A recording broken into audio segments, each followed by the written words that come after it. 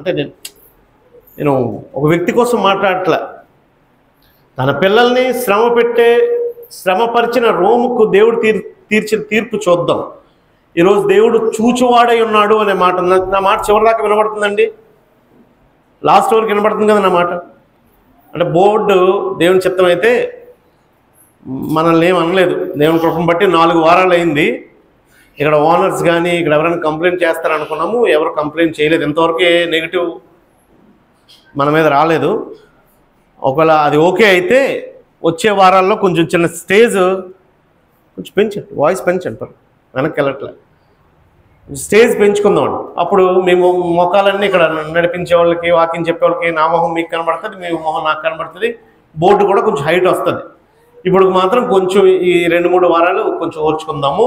మనం వచ్చి 4 వారాలు అయింది. దేవుని చిత్తం అయితే ఇంకా బెటర్ ప్లేస్గానే దీన్ని మనం తయారు చేసుకుందాం. రైట్. అదే ఇప్పుడు మాత్రం కొంత నాకు సహకరించండి. అంటే దేవుడు ఓర్చుకో, సహించు, ఎన్ని బాధలైనా పెడతారు అని ఒకవైపే చెప్తాడు అనుకుంటున్నారేమో. లేకపోతే అంటే మీకు తెలియదేం కాదు ఈ విషయం, ఈ సబ్జెక్ట్. దేవుడు 2 చూస్తాడండి. నువ్వు ఓర్చగలవా లేదా నిన్ను చూస్తాడు, శ్రమ పెట్టే వాడిని చూస్తాడు. వాడికి శిక్ష ఉంది. ఒక 2 వారాల క్రితం సహోదరులు దేవుడు తీర్పు తీరుస్తాడు అనే రోమపత్రిక 2వ అధ్యాయాన్ని తెలియజేశాడు. తన పిల్లల్ని శ్రమపరిచిన రోమా పట్టణానికి దేవుడు తీర్చిన తీర్పు ప్రకటన గ్రంథం 18వ అధ్యాయంలో ఉందండి. అది బేస్ చేసుకొని ఈరోజు మనం పాఠాన్ని నేర్చుకుందాం. అందరూ రోమా 18 తీయండి, వాక్య భాగం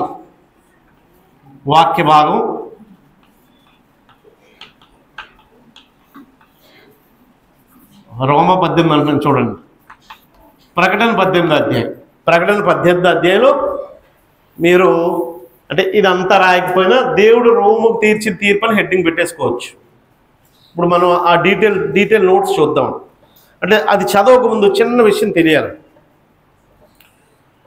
క్రీస్తు శకం 70లో యాక్చువల్గా యేసు ప్రభు క్రీస్తు శకం 33లో చనిపోయినప్పుడు యేసు ప్రభు చనిపోయిన కొన్ని రోజులకే, ఆయన ఆరోహణమైన కొన్ని రోజులకే 50వ దినం అంటే తక్కువే. ఆయన పస్కా పండుగ కొన్నాడు, మరొక పెంతెకోస్తు పండుగ అంటే 50వ రోజు అండి. సో పస్కా నుంచి లెక్క వేస్తే ఆయన ఆరోహణ అయిపోయిన కొద్ది దినాల్లో సంఘం ప్రారంభించబడిన మొదటి నుంచే, అంటే ఫస్ట్ మహా అయితే మొదటి 1-2 ఇయర్స్ పెద్ద శ్రమలు రాకపోవచ్చు, కానీ ఆది నుంచే సంఘానికి శ్రమలు వచ్చినాయండి. అయితే అవి తట్టుకునే శ్రమలే ఏవో వచ్చాయి. కానీ ఒక 5-10 ఇయర్స్ తర్వాత 8వ అధ్యాయం నుంచి వచ్చిన శ్రమ ఇంకా అక్కడి నుంచి గట్టిగా పట్టుకున్నాయి. అయితే అవన్నీ ఒక ఎత్తు అయితే క్రీస్తు శకం 70 వరకు, అంటే నేను చెప్పేది ఏంటంటే 33 నుంచి 70 వరకు ఎన్ని సంవత్సరాలు, రఫ్గా ఒక 40 సంవత్సరాలు. ఈ 40 సంవత్సరాల్లో వచ్చిన శ్రమల కంటే 70 నుంచి 95 లేదా 100 వరకు వచ్చిన మిగిలిన 30 సంవత్సరాల్లో శ్రమలు పీక్కి వెళ్ళిపోయాడు సంఘానికి. అంటే ఎంతలాగంటే అసలు విశ్వాసి అని అంటే, క్రైస్తవుడు అంటే వెంటాడి తరిమి చంపేసే పరిస్థితి. ఇప్పుడు ఒకవేళ అంత పీక్లో లేకపోయినా ఇంచుమించు అలాంటి పరిస్థితి ప్రస్తుతం జరుగుతుంది. తెలుసా మీకు? మనం చాలా సేఫ్గా ఉన్నామండి. మహా అయితే మనకు వచ్చే శ్రమ ఏంటంటే కంప్లైంట్ ఇస్తే ఈ బిల్డింగ్ కాదు ఇంకో బిల్డింగ్, కంప్లైంట్ ఇస్తే ఈ ఫంక్షన్ హాల్ కాకపోతే ఇంకో దగ్గరికి వెళ్తున్నాం, ఆ ప్లేస్ కాకపోతే ఇంకో ప్లేస్. ఆరాధించుకోవడానికి మనకి ఏమి ఇబ్బంది లేదండి. ప్రస్తుతానికి సుడాన్ అనే ప్రదేశంలో ఇజ్రాయెల్ సరిహద్దుల్లో క్రైస్తవులు చాలా ఘోరంగా హింసిస్తున్నారు. అయితే అది చాలా తక్కువ. ఇక్కడ రోమా పట్టణంలో అంటే రోమా ప్రభుత్వం ఉండేది. అప్పుడు చుట్టుపక్కలన్నిటికీ వాడే రాజు. మొత్తం అక్కడ రోమ్ నుంచి యెరూషలేం వరకు. రోమా ఏమో యూరప్. అరే నువ్వు విజలేకు, నేను ఆ పాఠం అంతా అయిపోతా అప్పుడు విజలే. రోమా యూరప్లో ఉంటుందండి. అంటే యూరప్ నుంచి మొత్తం ప్రపంచం అంతటినీ ఏలిన రాజు. అప్పుడు అలాంటి పరిస్థితులు బాగా హింస పెట్టారండి. ఆ హింస పెడుతున్నప్పుడు వాళ్ళని ఆదరించడానికి రాసిన గ్రంథమే ప్రకటన గ్రంథం. మీరు 17 అధ్యాయాలు చదవండి, ఓర్చుకోండి ఓర్చుకోండి అన్నట్టే ఉంటుందండి. కానీ 18వ అధ్యాయంలో చాలా ఆదరణ. అసలు నాకు తెలిసి నిజంగా యోహాను పంపించిన ఈ ఉత్తరం ఆ సంఘాలు, ఆసియాలో ఉన్న 7 సంఘాలు చదువుకున్నప్పుడు ఎంతో ఆనందపడి ఉంటాయి. ఆ 18వ అధ్యాయం సంబంధించిన దేవుడిచ్చిన తీర్పు ఏంటో ఒకసారి ఈరోజు మనం చూద్దాం. ప్రకటన గ్రంథం 18వ అధ్యాయాన్ని మనం, అంటే ఇక్కడ రోమాన్ని నాశనం చేసేస్తాను అని రాయడండి. రోమాన్ని నాశనం చేస్తాడు అని రాశాడు అనుకోండి, ఈయన ఎక్కడున్నాడు? పద్మాసు అనే ద్వీపంలో ఒక ఐలాండ్లో ఈయన బంధించేశారు. అక్కడ బాబు ఏ సైనికులను రిక్వెస్ట్ చేసుకొని ఈ ఉత్తరం కొంచెం మా వాళ్ళకి ఇవ్వండి అని అంటే ఆ ఉత్తరంలో ఏముందో చదువుతాడండి అతను. వారికి అర్థం కాకూడదు, సైనికులకు అర్థం కాకూడదు, కానీ ఎవరికి మెసేజ్ వెళ్ళాలో వాళ్ళకి వెళ్ళాలి. అందుకు రోమాన్ని నాశనం చేసేస్తాడు దేవుడు అని రాయడు. అలా రాస్తే ఏమవుతుంది? ఏరా మా రోమ సైనికులు మా రోమాన్ని నాశనం చేస్తామని చింపేస్తారని. కాబట్టి అక్కడ బబులోను అని వాడాడండి. బబులోను నాశనం ఎప్పుడో జరిగిపోయింది. బబులోను నాశనం అయిపోయింది. బబులోను తర్వాత మాదీ పార్సీకులు వచ్చారు. మాదీ పార్సీకుల రాజ్యం అయిపోయిన తర్వాత గ్రేకీలు వచ్చారు. గ్రేకీల తర్వాత ఇప్పుడు రోమా రాజ్యం వెళ్తుంది. అయినా కూడా బబులోను అంటాడు. కాబట్టి మీరు బబులోను అంటే బబులోను అనుకోవద్దు, దాన్ని అలా వాడారు. అంటే మనం మా గాంధీనగరు మనకు బొంబాయిలా తయారైందని అంటాం, లేకపోతే అనకాపల్లి గవర్పాలెంలో ఎవరు లేరు కదా, గవర్పాలెంలో తయారైందని అంటాం. అంటే అంత దారుణంగా ఉందని చెప్పడానికి అలా అలా అలా అలా అలా మాట్లాడాడు అనమాట. సో ఇక్కడ బబులోను అంటాడు, మీరు అది రోమా అని అర్థం చేసుకోండి. మొత్తం అంతా చదవలేము, మనం ఏం చేద్దామంటే 4వ వచనం నుంచి 20వ వచనం వరకు ఈరోజు చదవడానికి ట్రై చేద్దామండి. ప్రకటన గ్రంథం 18వ అధ్యాయం 4వ వచనం నుంచి 20వ వచనం వరకు దేవుడు రోముకు తీర్చిన తీర్పు చదువుదాము. అందులో దేవుడు ఎందుకు తీర్పు తీరుస్తున్నాడో చెప్తాడు, వారు చేసిన తప్పిదం చెప్తాడు. మనకు కావాల్సిన ఇన్ఫర్మేషన్ కంటెంట్ కూడా అందులో ఉంది. చదువుదాం 4వ వచనం నుంచి. అంటే పైన నేను ఇంక చదవట్లేదు, సమయం లేదని. 2వ వచనంలో గొప్ప స్వరంతో, అంటే పరలోకంలో జరిగే సంగతులన్నీ యోహాను చూస్తున్నాడు. దర్శనం అనమాట అండి ఇది. పరలోకం నుండి ఒక దూత రావడం నేను చూశాను, అతనికి మహిమ చేత భూమి ప్రకాశించిందని చెప్పి అతడు గొప్ప స్వరంతో ఇలా అర్భటించాడంట. బబులోను కూలిపోయాను, అది దయ్యములకు నివాస స్థలము అంటే దాని అని చెప్పాడు. అది రోమా గురించి. రైట్, ఇప్పుడు 4 నుంచి చదవండి, గట్టిగా చదువు. మరియు ఇంకొక స్వరము పరలోకం నుండి ఇలా చెప్పగా వింటిని, నా ప్రజలారా, మీరు దాని పాపములో పాలివారు కాకుండానట్లును దాని తెగుళ్లలో ఏదియూ మీకు ప్రాప్తింపకుండానట్లును దాన్ని విడిచిరండి. నంబర్ 1 పాయింట్ ఏ, దేవుడు తన ప్రజల గురించి చెప్పినది. దేవుడు తన ప్రజలను గూర్చి చెప్పినది.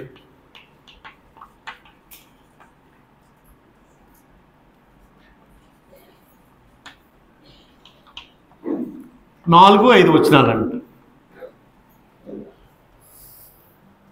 అంటే నేను వారికి శిక్షిస్తాను కాబట్టి నా ప్రజలారా, మీరు దాని పాపములో పాలివార కాకుండానట్లు దాని తెగుల్లో ఏదియూ మీకు ప్రాప్తించుకున్నట్లు దానిని విడిచి రండి.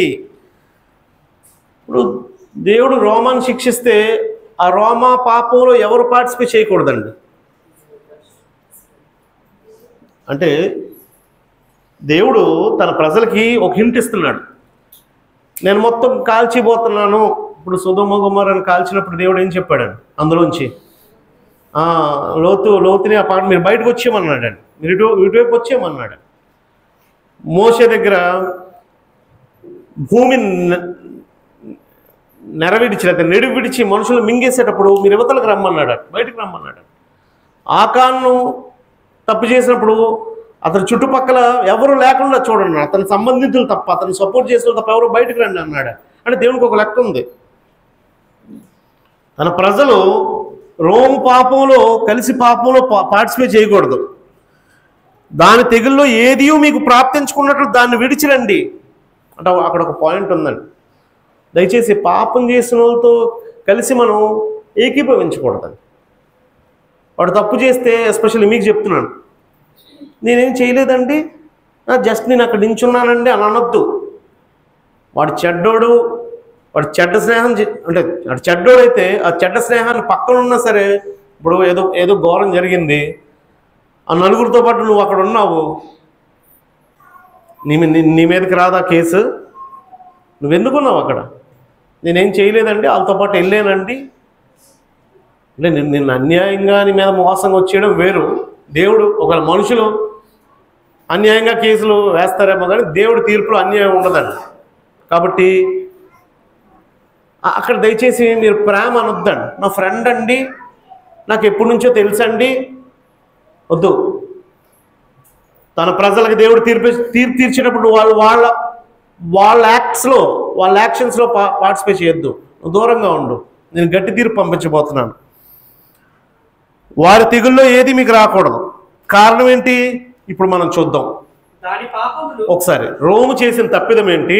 పాయింట్ 2. రోమా చేసిన తప్పు ఏంటి? రోము చేసిన తప్పిదము దేవుడు తీర్చు తీర్పు. దేవుడు తీర్చు తీర్పు.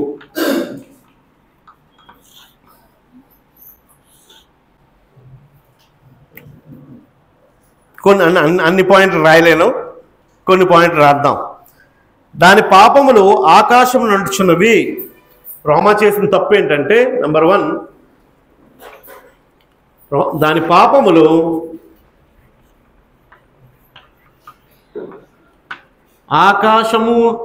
ఆకాశమును అంటుచున్నవి. అంటే దేవుడు ఎందుకు తీర్పిస్తున్నాడండి? ఊరికినే ఏదో చిన్న తప్పు చేసిందని దేవుడు తీర్పు ఇవ్వట్లేదండి.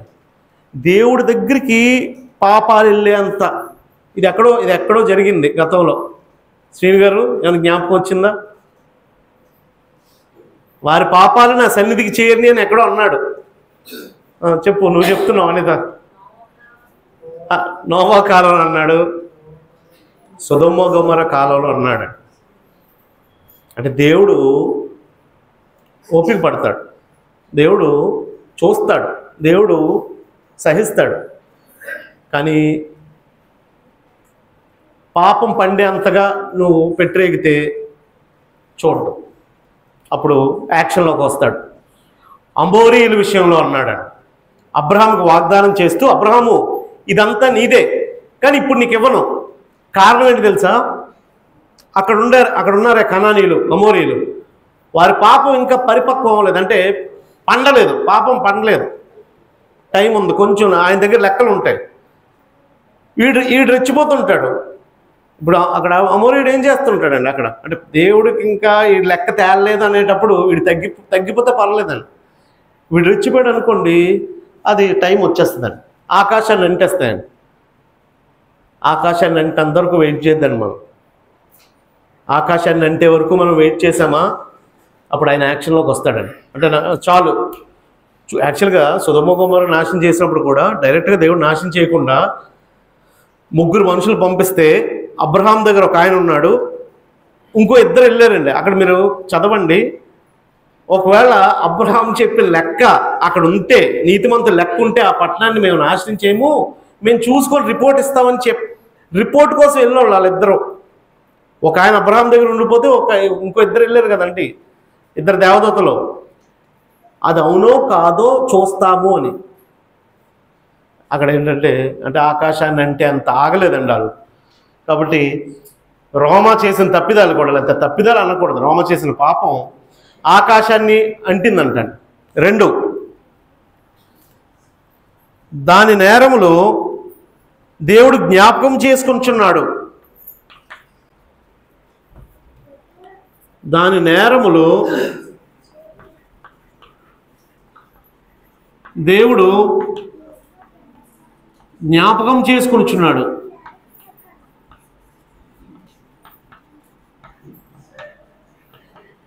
కొన్ని అక్షరాలు చివరిదాకా కనిపించకపోతే వర్రీ అవ్వద్దు, నా మాటలో వినండి చాలు. అంటే దేవుడు పాపాన్ని క్షమిస్తాడు. దేవుడు పక్క క్షమిద్దాం అనుకున్నా సరే క్షమించలేనంత ఎక్కువైపోతున్నాయి అవి. ఇంకా క్షమించడం మానేసి జ్ఞాపకం చేసుకోవడం స్టార్ట్ చేస్తాడు. దేవుడు కానీ జ్ఞాపకం చేసుకున్నాడు అనుకోండి, ఇది దారుణంగా ఉంటుందండి. 3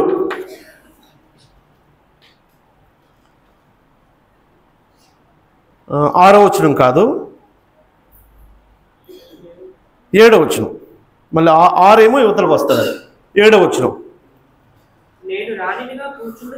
అది అనుకుంటుందంటండి. అది అంటే అక్కడ పట్నం, రోమాపట్నం, అక్కడ బబులోను అని అన్నాడు, రోమాపట్నం అనుకుందంటండి. ఏమని? నేను రాణిగా కూర్చుండుదానను, నేను విధవరాలను కాను, దుఃఖము చూడనని తన మనసులో అనుకునేను. అంటే ఇవేంటండి? అది తను తాను ఎంత గొప్ప చేసుకున్నాను అని అన్నాడండి. ఇవన్నీ ఏంటండి? గర్వపు మాటలు.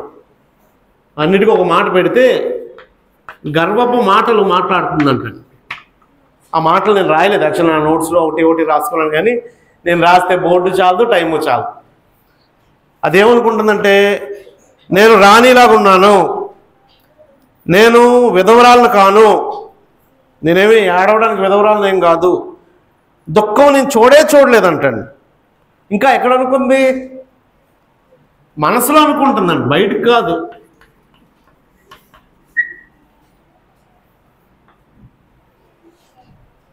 నాకు దుఃఖమే లేదని మనసులో అనుకుంటే ఈ మాట ఎవరు విన్నారు? నీకు దుఃఖం కావాలా? నీకు దుఃఖం లేదనుకుంటున్నావా? నువ్వు గర్వపు మాటలు మాట్లాడితే ఆ గర్వపు మాటలన్నీ అంటే ఏదో ఒకసారి మాట్లాడింది కాదండి, ఇది ఒకసారి చేసిన చర్య కాదండి. బాగా బాగా హింస పెట్టారండి. తల్లిదండ్రుల ముందు పిల్లల్ని చంపినంత, ఆ భార్య కళ్ళ ముందు భర్తను చంపినంత, వాళ్ళు అలాగే హింస పెట్టి విశ్వాసాలందరినీ చంపారండి. అంత శ్రమలో యాక్చువల్గా మనకి తెలియదండి. మనం మనమే ఇది చదువుతున్నప్పుడు మనం అప్లై చేసుకుంటాం, అంటే అప్లై చేసుకోవచ్చు. మనమేమో ఎంత శ్రమలో, వాళ్ళేమో మహాశ్రమలండి. అప్పుడు ఇది వారి తప్పిదం. అప్పుడు దేవుడు వారికి తీర్చే తీర్పు గురించి మాట్లాడాడండి.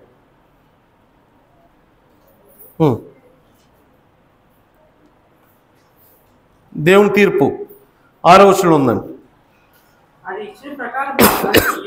యాక్చువల్గా ఇచ్చిన ప్రకారం ఇయ్యుడు అంటే వాళ్ళు ఇవ్వలేరు, నేనే చేస్తానండి. ఇచ్చిన ప్రకారం ఇవ్వబడును అని అర్థం. అంటే చిన్నది మార్చి రాస్తున్నాడని ఏమని అనుకోవద్దు.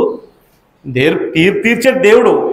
నిజంగా వాళ్ళు ఇచ్చే స్థితిలో లేరు, వారు హింస పొందే స్థితిలో ఉన్నారు. అంటే నేను తీర్చే తీర్పు ఎలా ఉంటుందంటే, అది ఇచ్చిన ప్రకారమే తిరిగి ఇవ్వబడును. ఇచ్చిన ప్రకారము తిరిగి ఇవ్వబడును. ఆ మాటకు అర్థం తెలుసు కదండి. దేవుడు చూస్తూ ఊరుకోడాడు. దేవుడు ఇచ్చిన ప్రకారం తిరిగిస్తాడండి. అంటే గత వారం, ఆ ముందు వారం మనం చెప్పుకున్న కొన్ని సంగతులు. రెండింతలు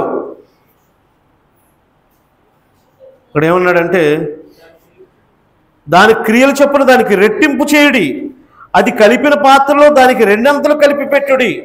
అంటే వాళ్ళు చేస్తారని కాదు, వారికి అలా చేయబడుతుంది, నేను అలా చేస్తాను అని దేవుడు చెప్పడం.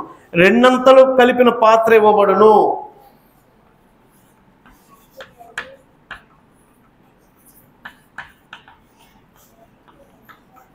రెండంతలు కలిపిన పాత్ర అంటే నువ్వు ఉగ్రతని, నువ్వు హింసని, నువ్వు ద్వేషాన్ని, లేకపోతే నువ్వు నింద మాటల్ని నువ్వు ఇసిరేవు. నింద మాటలు రెండంతలు కలుపుతాడు అంటాడు. ఆ పాత్రలో రెండంతలు కలిపిన పాత్ర ఇవ్వబడును.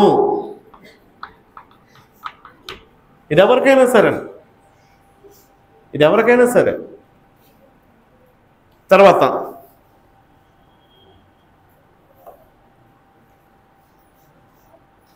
అది తను తాను ఎంత గొప్ప చేసుకుని సుఖమును అనుభవించినదో అంతగా వేదనను దుఃఖమును దానికి కలుగు చేయుడి. అంటే చేయబడుతుంది అని అర్థం అండి. అంటే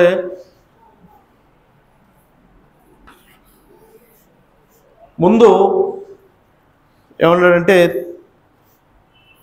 తను తాను గొప్ప చేసుకుంది, సుఖమును భోగమును అనుభవించను,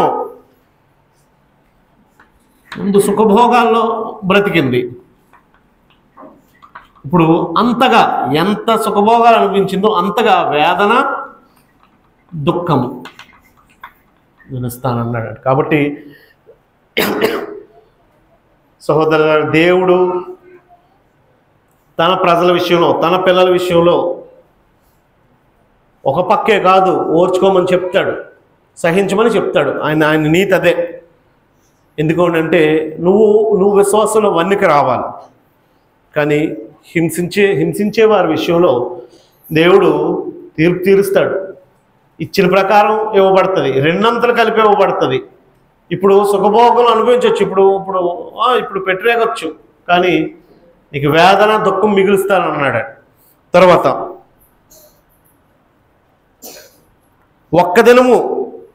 ఒక్క దినమునే దాని తెగుళ్ళు అనగా మరణము, దుఃఖము, కరువు వచ్చును. అంటే ఆల్ ఆఫ్ ఏ సడన్ తెగులు కలుగు చేస్తానన్నాడు. అవేంటి అంటే మరణము, దుఃఖము, కరువు. అంటే అది దేవుని తీర్పులు. అప్పుడు మనుషుల స్పందన ఉందండి. ఇదంతా చూసి ఇది జరుగుతున్నప్పుడు ఇంతవరకునేమో విశ్వాసులు హింస పెట్టబడ్డారు. రోమ ప్రభుత్వం సైనికులు కానీ, దాని వర్తకులు కానీ, భూరాజులు కానీ వాళ్ళు సంతోషించారు. వీళ్ళని అంటే యాక్చువల్గా అప్పుడు ఈ పవర్స్ లేవు కదండి. ఒక విశ్వాసిని కట్టేసి ఆ విశ్వాసం మీద తారు వేసి ఆయనకి నిప్పంటించి ఆ వెలుగులో వారు క్రీడలు, కుస్తీ పోటీలు, ఈ పోటీలన్నీ క్రీడలన్నీ ఆడుకునేవారు అంటండి. అది ఎంత భయంకరమైన సంగతి చూడండి. ఆ తారు ఎందుకంటే అలా మండుతూ ఉంటుంది ఒక గంట సేపు. ఈ గంట సేపు వీరు వినోదం అనమాట. సో ఒకప్పుడు సంతోషించారు, ఇప్పుడు నేను తిరిగి తిప్పుతానన్నాడు. సో హింస పెట్టే వారి విషయంలో దేవుడు చూస్తున్నాడండి. అంటే ఎంతవరకు ఆ కోల్పోయిన కుటుంబానికి ఎలాగుంటుందండి, అది ఆ వ్యక్తిని కోల్పోయిన కుటుంబానికి పెయిన్ఫుల్గా ఉంటుందండి. ఈ పుస్తకం ఆదరణ. మీరు వరి అవ్వద్దు, మీరు సంతోషిస్తారు, వాళ్ళు రోధిస్తారు. అప్పుడు ఒక్కొక్కరు ఎలా రోధిస్తారో మనుషుల స్పందన కింద తెలియజేశాడు. మొదట భూరాజుల స్పందన నంబర్ 1. అంటే ఇక్కడ వారి స్పందనలు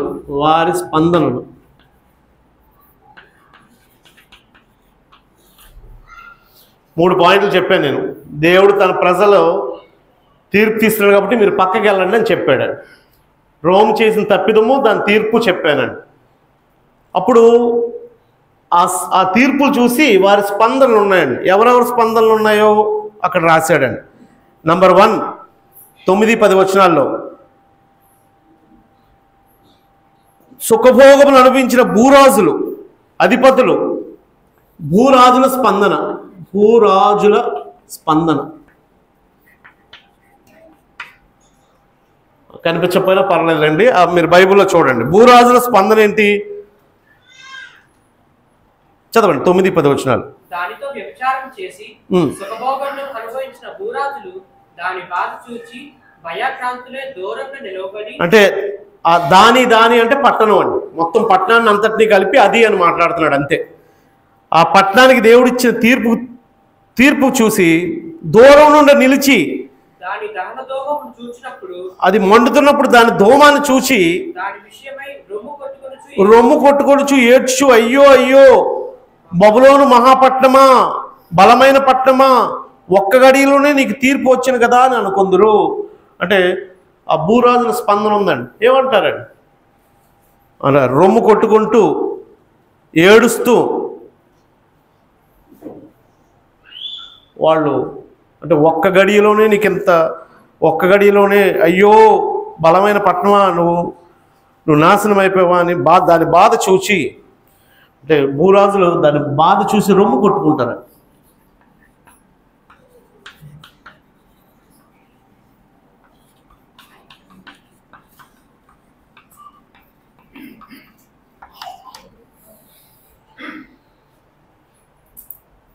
ఇంకెవరి స్పందన ఉందండి? ఆ లోకంలోని వర్తకులు అంటే ఆ పట్నం రోమా పట్టణపు వర్తకులందరూ, వర్తకులు అంటే వర్తకుల స్పందన, వ్యాపారులు. యాక్చువల్గా అక్కడ ఏమన్నాడంటే 16 వచ్చుల్లో ధనవంతులైన ఆ సరుకుల వర్తకులు అని అన్నాడు. అంటే అంటే ఎప్పుడు ఓ బలహీనుడు బాధించబడుతూ ఉంటాడు, ఓ దేవుడు పిల్లడు ఆ బలవంతుడిని బాధించినోడు ఏమనుకుంటాడు, నేను బలవంతుడు అనుకుంటాడు. ఇక్కడ ధనం ఉన్న వర్తకులు, భూరాజులు వాళ్ళు ఆర్డర్స్ పాస్ చేశారనమాట అండి అక్కడ.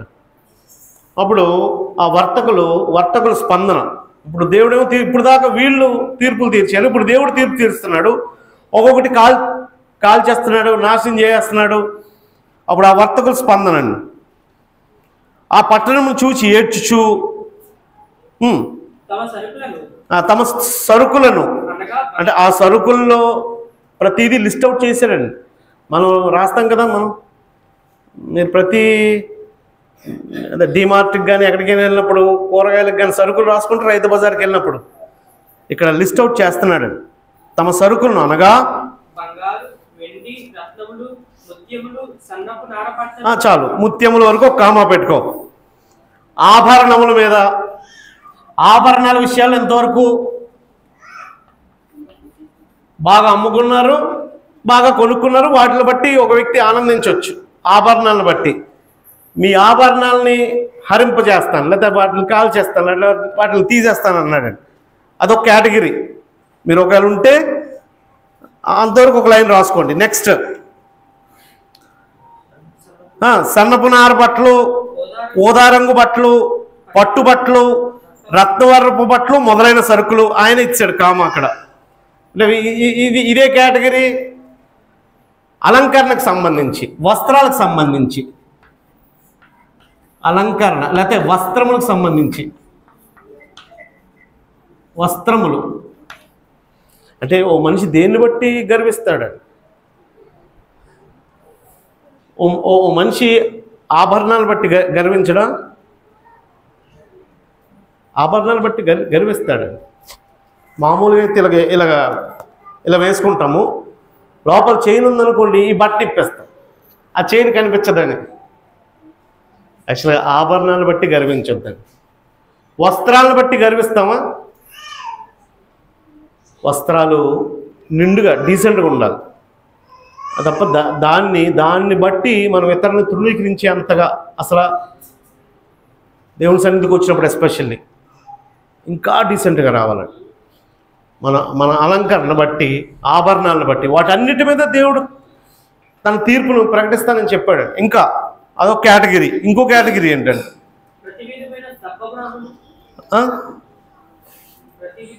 చదువు. దబ్బమురాను, ప్రతి విధమైన దంతపు వస్తువులు, మిక్కిలి వెలవగల కర్ర, ఇత్తడి, ఇనుము, చలువురాళ్ళు మొదలైన వాటితో చేయబడే ప్రతి విధమైన వస్తువులను, ఇదే కేటగిరీ.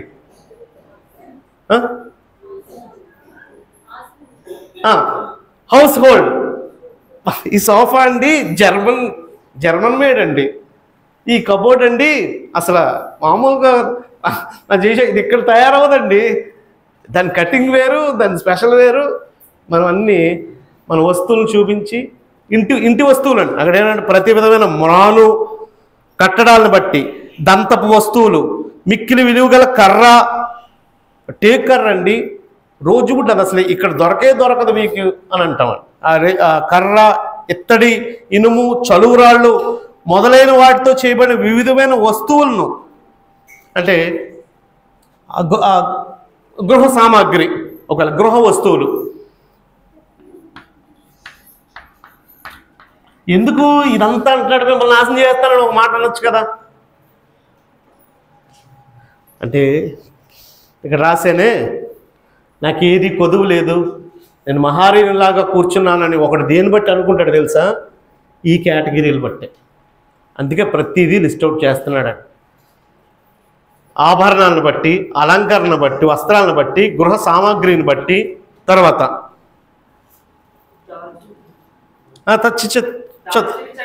ఇది వేరే కేటగిరీ. దాల్చిన చెక్క, ఓమము, ధూపద్రవ్యములు, అత్తరు, సాంబ్రాణి, సాంబ్రాణి వరకు అక్కడ దాకా. ఇదేంటిది? సుగంధ ద్రవ్యాలు. సుగంధ ద్రవ్యాలు అంటే ఈ సుగంధ ద్రవ్యాలు, ఈ సెంట్ లేకపోతే కొన్ని అవి చాలా కాస్ట్లీ. అంటే అందరూ సామాన్యంగా తినేవి కాదండి, ఉండేవి కాదు అందరి దగ్గర.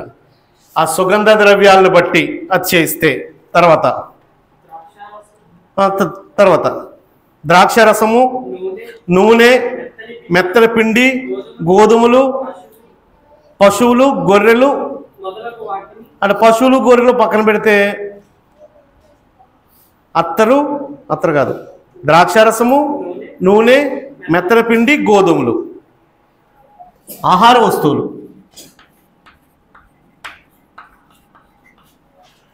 ఆహార వస్తువులను బట్టి గర్వించరండి. మా శారదక్క తప్ప ఎవ్వరు తల ఊపలేదండి. మేము అలా ఆ బియ్యమే వాడతామండి. మామూలు పప్పు వచ్చి మామూలు పప్పు మేము కనవండి. ఆహార వస్తువులు మా అటువైపు వెళ్తే జగదంబ సైడ్ ఏదో ఉంటుంది షాప్, ఏదో అక్కడికి వెళ్తే మా కారు ఆగవలసిందే. అక్కడ మా బండికి అక్కడ ఆటోమేటిక్గా బ్రేక్ పడిపోద్దండి. మేము ఆ షాప్లో ఆ జీడిపప్పు మిక్సరే తింటాం, మేము మామూలు మిక్సర్ తినాం అంటారు. ఆహార వస్తువులను బట్టి. ఆఖరిగా ఆస్తికి సంబంధించి పశువులు, గొర్రెలు మొదలగు వాటిని గురించి. పశువులు, పశు సంపద, వీటన్నిటి మీద ఈ వర్తకులు అవన్నీ నాశనం అయిపోవడం చూసి దేవుడి తీర్పులు వీటన్నిటిని లేకుండా చేస్తానన్నాడు.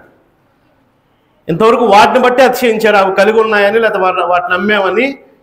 వాటిని వాడినవారు కానీ వాటిని అమ్మిన వాళ్ళు కానీ వీటి విషయంలో. అంతేకాదు ఇంకొక కేటగిరీ ఉందండి. గుర్రాలు, రథాలు, దాసులు, మనుషుల ప్రాణములు ఇక మీదట ఎవడను కొనడు. అంటే యుద్ధ సామాగ్రి. అక్కడ దాసులు అంటే పని మనుషులు.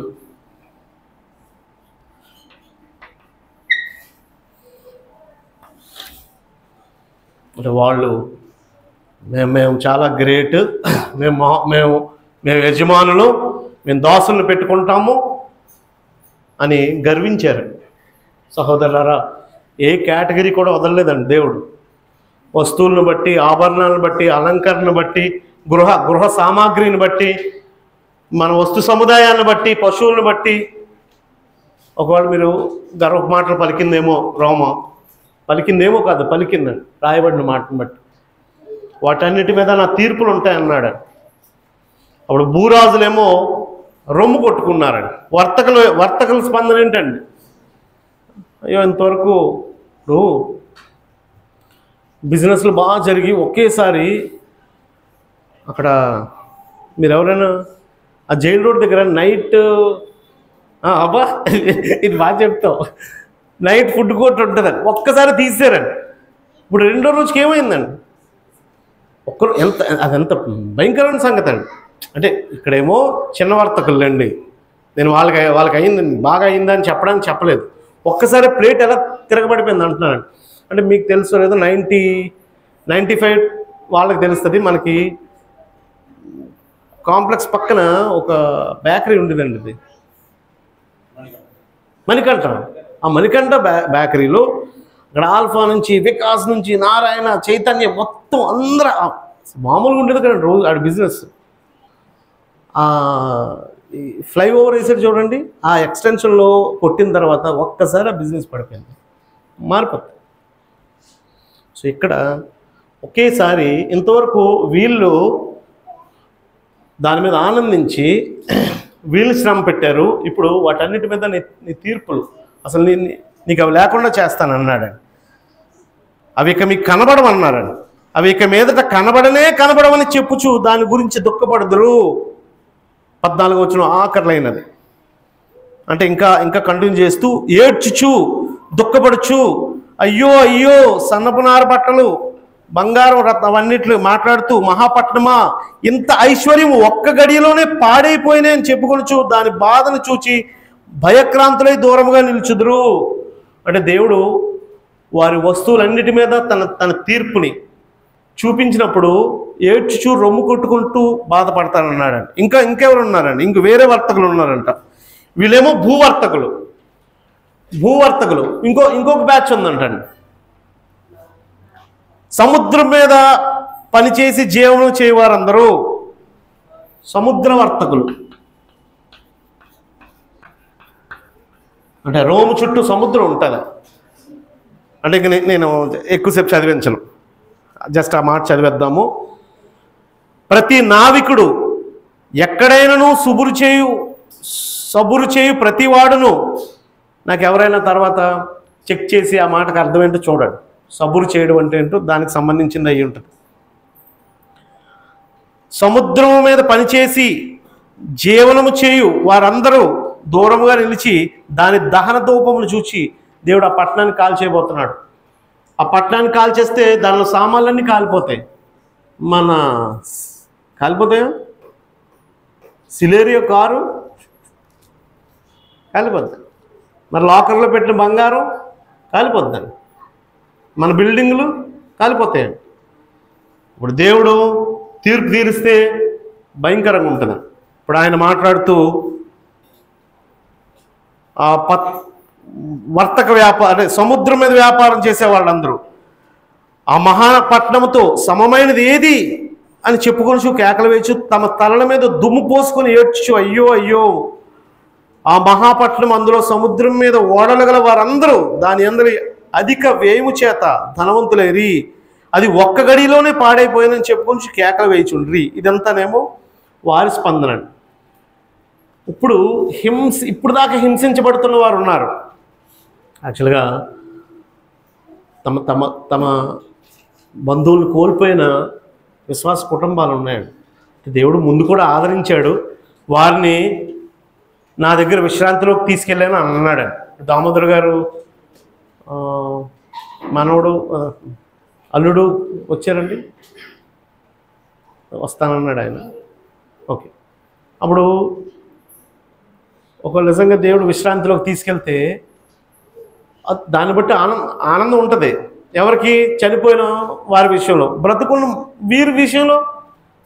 వారి విషయంలో, మీ విషయంలో కూడా నేను మిమ్మల్ని చచ్చిపోయే వరకు హింస పడమంటాను అనట్లేదండి. ఒకవేళ అది దేవుని చిత్తం అయితే దాన్ని కూడా స్వాగతించాలి మనం. ఇప్పుడు హేబేల్ ఉన్నాడు, హేబేల్ దేవుడు కాపాడలేదు, డైరెక్ట్గా తన దగ్గరికి పిలుచుకున్నాడు, అదే ఆయన చిత్తమే. లేదు మీరు అక్కడే ఉండండి, నేను తీర్పు తీస్తాను అంటాడు. రెండూ ఉంటాయి. ఇక్కడ బ్రతుకున్న వాళ్ళ కోసం ఆదరణ ఇచ్చే ఈ ఆదరణ. అప్పుడు వీరికి లాస్ట్ ఇదందరూ వీరి స్పందనలండి, తన పిల్లల స్పందన. ఆయన ఇచ్చే ఆదరణ, పరలోకమా, పరిశుద్ధులారా, అపోస్తులారా, ప్రవక్తలారా దాని గురించి ఆనందించుడి. వీళ్ళందరేమో రోధిస్తున్నారు. ఇప్పుడు వీరందరూ రోధిస్తున్నారు. తన పిల్లలకి దేవుడు శ్రమపరిచిన రోముకి తీర్పు తీర్చిన తర్వాత తన పిల్లలతో ఏం చెప్తున్నాడంటే, మీరు ఆనందించండి, మీరు ఆనందించుడి, ఏలైనగా దాని చేత మీకు కలిగిన తీర్పుకు ప్రతిగా దేవుడు ఆ పట్టణంకు తీర్పు తీర్చున్నాడు. అంటే తన పిల్లలకేమో లాస్ట్లో తన పిల్లలకు దేవుడు ఆనందాన్ని మిగిల్చాడండి. వీళ్ళేమో ముందు ఆనందం పొందారు, చివరికి శాశ్వతంగా బాధ మిగిలింది. వీరు ముందు దుఃఖపడ్డారు, శాశ్వతంగా ఆనందం మిగిలింది. మనకేం కావాలి? కొద్ది కాలం ఇప్పుడు అర్జెంటుగా నాకు ఆనందం కావాలి, శాశ్వతంగా దుఃఖం కావాలా? ఇప్పుడు శ్రమ ఉన్నా పర్లేదు, శాశ్వతంగా ఆనందం కావాలా? కాబట్టి దేవుడు ఆ రోజు ఈరోజు ఒక దేవుడే, మారిపోలేదు ఆయన. అప్పుడు చూస్తున్నాడు, ఇప్పుడు వాళ్ళకి 70 నుంచి ప్రకటన గ్రంథం రాయడానికి క్రీశకం 95లో రాయబడిందండి. 95, 96లో 25 సంవత్సరాలు పట్టింది. 25 సంవత్సరాలు ఓపిక పట్టమంటారా అని నన్ను అడగొద్దు. అబ్రహాం దగ్గరికి వెళ్తే ఇంకా చెప్తాడు, నోవహ దగ్గరికి వెళ్తే ఇంకా చెప్తాడు. అది దేవుడి లెక్క అది. కానీ చివరికి ఆనందం నీ సొంతం. అది మనకు అర్థమైతే దేవుని తీర్పులు ఇప్పుడు ఈరోజు ఏమి ఆ దేవుడు లేకుండా పోలేదండి. ఆయన చూచువాడు, నిరంతరం నిత్యుడు, ఆయన చూస్తున్నాడు. ఆయన నీ మనసులో అనుకున్న మాటకు కూడా ఆయన తీర్పు తీరుస్తాడండి. ఆయన తీర్పు తీరిస్తే ఒక్కరోజే, ఒక్క దినాన్నే మారిపోద్దండి. నువ్వు ఇదిగో ఇది ఆయన ఇచ్చే తీర్పు, వారు చేసిన పాపం, అప్పుడు వారి స్పందనలు మారిపోయినాయి. ఇంతవరకు నీ స్పందన దుఃఖం, నీకు ఆనందాన్ని, అందుకే దుఃఖాన్ని నాట్యముగా మార్చేవాడు అనే మాట దేవునికి ఉందండి. కాబట్టి మన శ్రమల్లో వర్రీ అయిపోద్దు. దేవుడు రోమాకి ఇచ్చిన తీర్పు, అప్పుడున్న విశ్వాసానికి ఇచ్చిన అదే తీర్పు, వాళ్ళ ప్రతిఫలం ఏమో దుఃఖానికి మారింది, తన పిల్లల ప్రతిఫలం ఏమో ఆనందానికి మారింది. దేవుడు ఇప్పుడు కూడా అలా చేయగలడు. కాబట్టి వచ్చిన చిన్న చిన్న శ్రమలను బట్టి వర్రీ అవ్వద్దు. దేవుడు మనల్ని ఆనందానికి మార్చగలడు. కాబట్టి అలాంటి నిరీక్షణతో, అలాంటి తృప్తితో, అలాంటి విశ్వాసంతో మనందరం బ్రతుకుతాం. నాకు ఇచ్చిన సమయాన్ని బట్టి సంఘానికి వందనాలు తెలియజేస్తూ ముగిస్తాం.